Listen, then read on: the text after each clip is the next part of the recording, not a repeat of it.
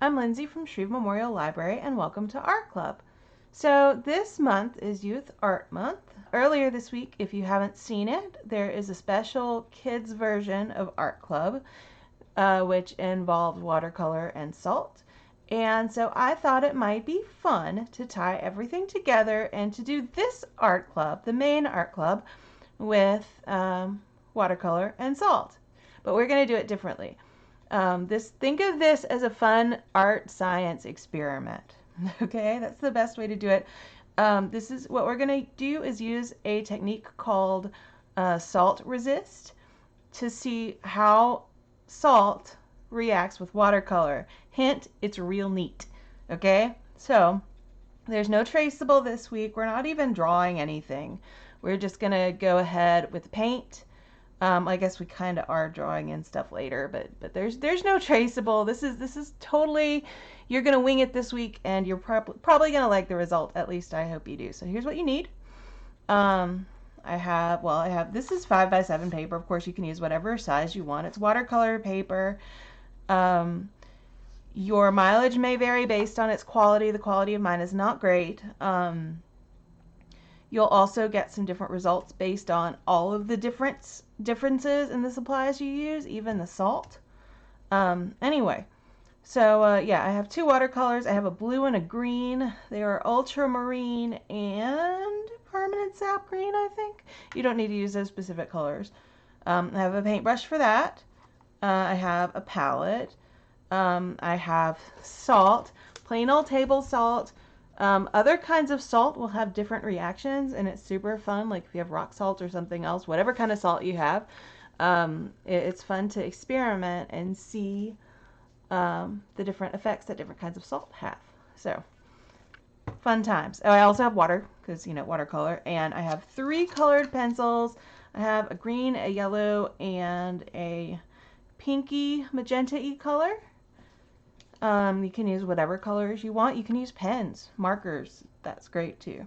So those are all the supplies. Let's get going.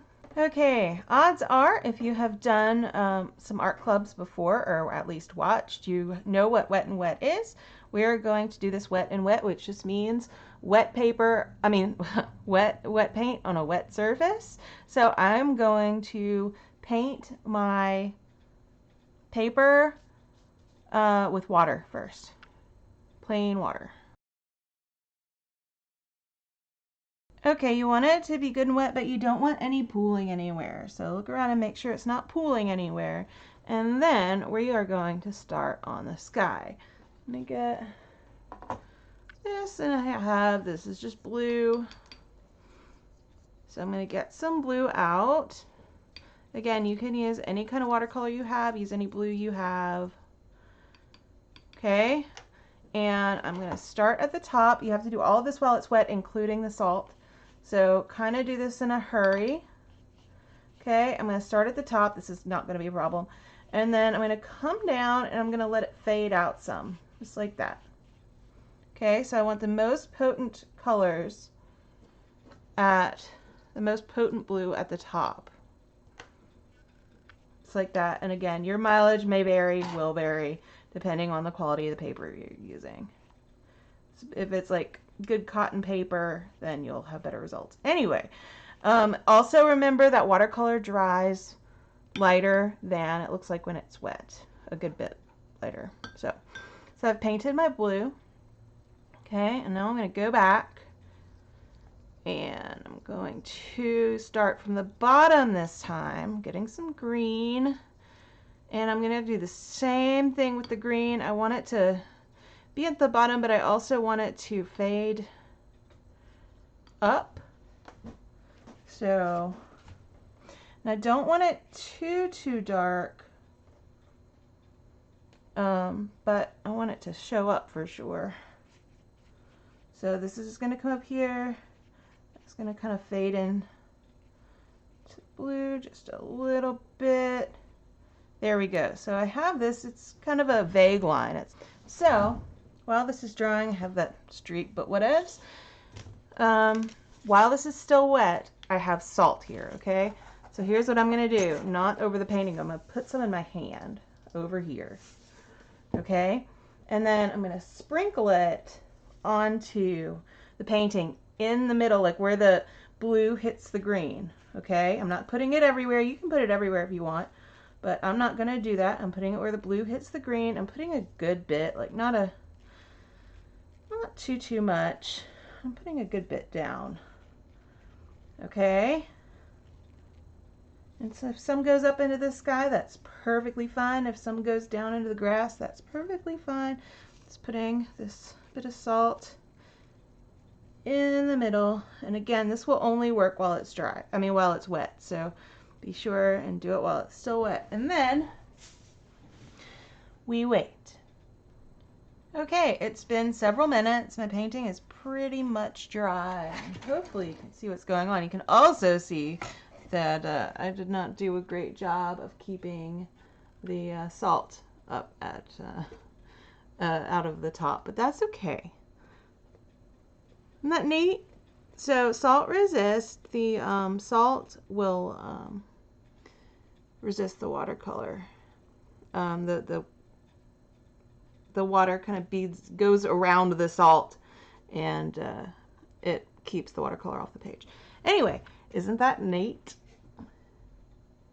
Okay, so here's what I'm going to do. I'm going to take this and I'm going to wipe the salt off and into the trash can.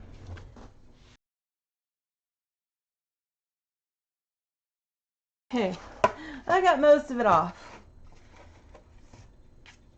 See how it did? It's not completely dry, and this is another just example of not using great quality watercolor paper. Even just knocking it off damaged the paper a little bit, but that is okay.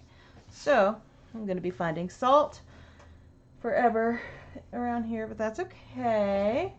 So anyway, yeah, I think that looks cool. So we are going to turn this into some flowers. Now, if your painting isn't 100% dry, and really you'll do better if you just let it sit, let the salt sit and just 100% dry, but that takes a long time. That's how it'll work better. You can't, until you like are done with the salt effect, you can't really dry it with a blow dryer. So save that part for after, which is what I'm about to do. But either way, just make sure your painting is 100% dry before we move on. My painting is 100% dry. I've gotten all the salt I can off of it. This will be in there. It's going to be fun to get out of there. That's okay. Anyway, so it's completely dry. Mainly I just didn't want to damage the paper with colored pencil. We'll damage it anymore. Okay. So here's what we're doing. These are flowers, and it's kind of cool to have this stuff going up here because it's like it's blowing petals in the breeze and all of these nice thoughts. Okay, so I'm going to do the stems of them, and I'm not doing them everywhere, and they're crossing. All I'm doing is little arch lines. Okay, and again, you can do this with pretty much, you know, anything that you can do this really with watercolor, with a small brush. You can do this with markers or pens or something like that, as long as you can just get a nice narrow line. So I'm not putting them everywhere. They're just coming up, and they're just going to be stems of these lovely flowers. They're crossing each other. They're starting at different levels on here. See how this is starting to look like something? I think it looks lovely. So just keep going. Put as many or as few as you want. Put them in there kind of randomly, just so, you know, it looks like a little bit like nature.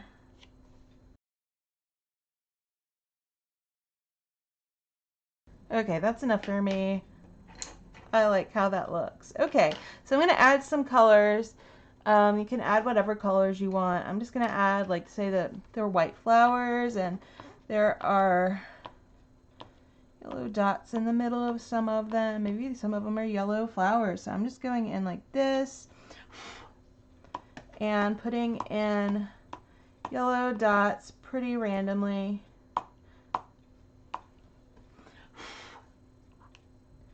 And Again, put as many or as few as you want. I'm kind of twisting it just to make sure I get a mark.